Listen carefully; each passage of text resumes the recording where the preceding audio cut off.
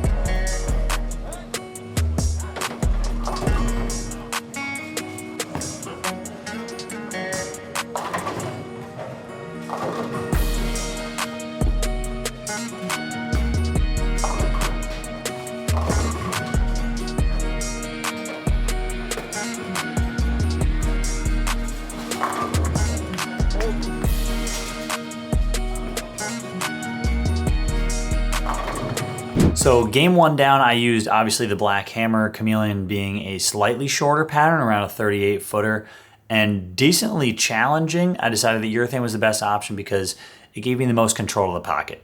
Madison, you saw her throw a lot of shots as well. She was throwing the Eternity Pie early, and it wasn't quite giving her enough shape down lane as she had to play just a little bit deeper.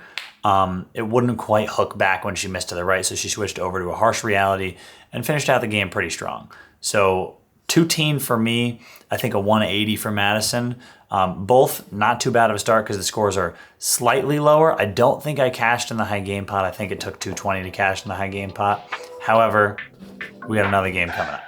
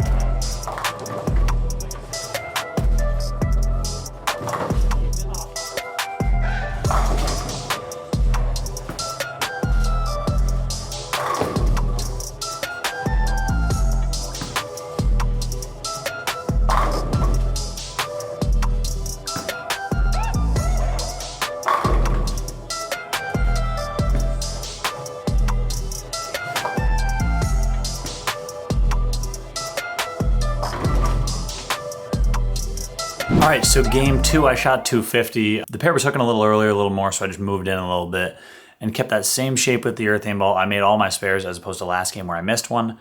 Last game, I would have cashed if I made all my spares. So lesson learned, make your spares, make more money. What's the saying go? Spares for dough, strikes for show. This is very prevalent at these sweepers.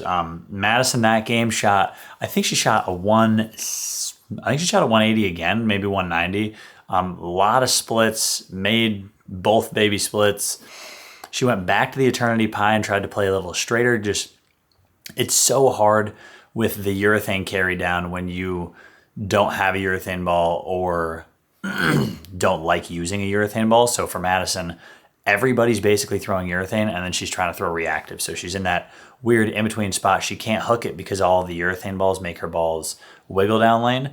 And if she goes straight, it hooks really early because of the urethane balls. So she switched to an ion there on the fill shot in the tent that you saw. And I think she's going to throw it game 3 to try and play a little straighter and get her ball a little cleaner through the fronts. And then from there, it's definitely going to have the hitting power to go through the pins the right way. So hopefully game 3, she can pick it up. And hopefully game 3 for me, I can keep it the same.